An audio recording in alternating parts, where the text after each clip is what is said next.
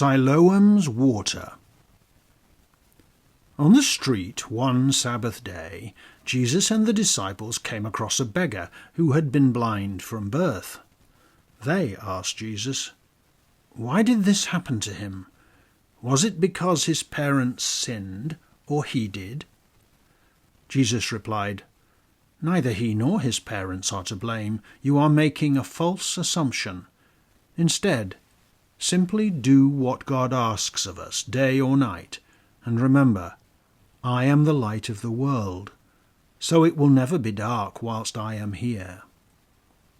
Having said that, Jesus made some mud from dust and spit, and then rubbed it on the man's eyes and said, "Go and wash yourself in the pool of Siloam." And as soon as the man did this, he could see perfectly for the first time in his life. He rushed home to where his neighbours, and those who had often seen him begging on the street, could scarcely believe it. Some even said he couldn't be the same person. But the man told them, "Yes, it's really me." They asked him, "Well, how then can you see?" And he replied, "Somebody called Jesus put some mud on my eyes and told me to wash it out in the pool of Siloam, and when I did, I could see." "Well, where is he now?" they asked. But the man said he had no idea. Because it was a Sabbath, the townsfolk took the man to the synagogue to talk to the Pharisee, who again asked him how he was able to see. He repeated, "The man called Jesus made some mud and smeared it on my eyes, and after I washed it off I could see." Some of the Pharisees immediately complained that Jesus had clearly broken the Sabbath law, and therefore he could not be a man of God. But others said, "Well, how then could Jesus do such an amazing miracle?" So they turned back to the man and asked him, "What do you think about the man who healed you?" "He is a prophet," the man immediately responded. But the leaders of the synagogue wouldn't believe that he was the same man who had been blind from birth. So they sent for his parents and asked them, "Is this your son that you claim was born blind? If so, how can he now see?"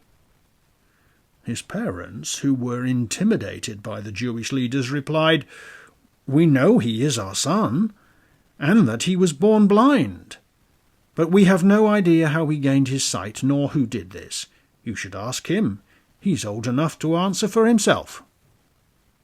So they called the man back again, and after making him swear on oath to tell the truth, they told him clearly that Jesus was a sinner. The man said, "I don't know if he's a sinner or not, but I was born blind, and he did heal me."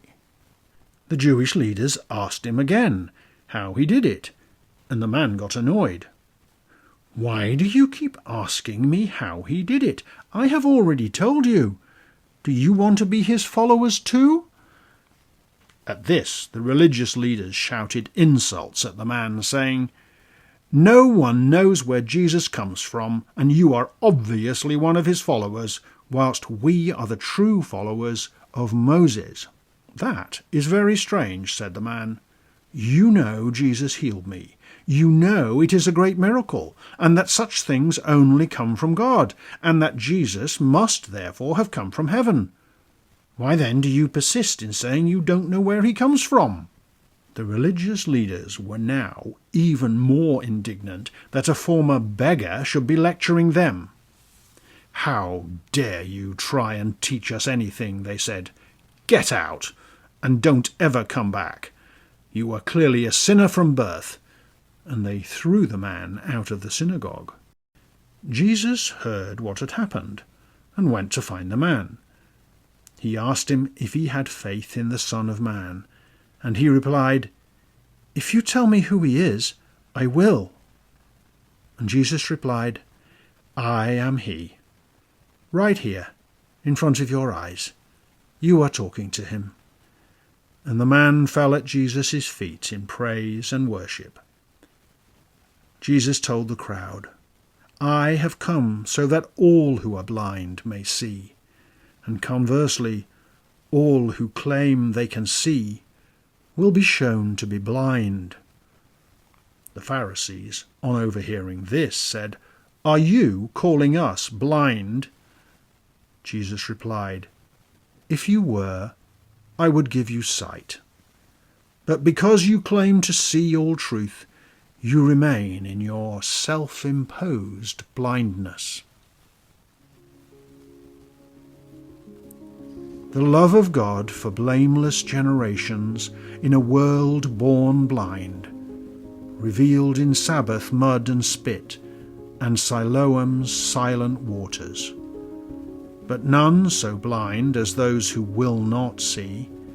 Their claim to earn their place is but their human vanity, who seek to steep again in sin those whom the grace of God sets free.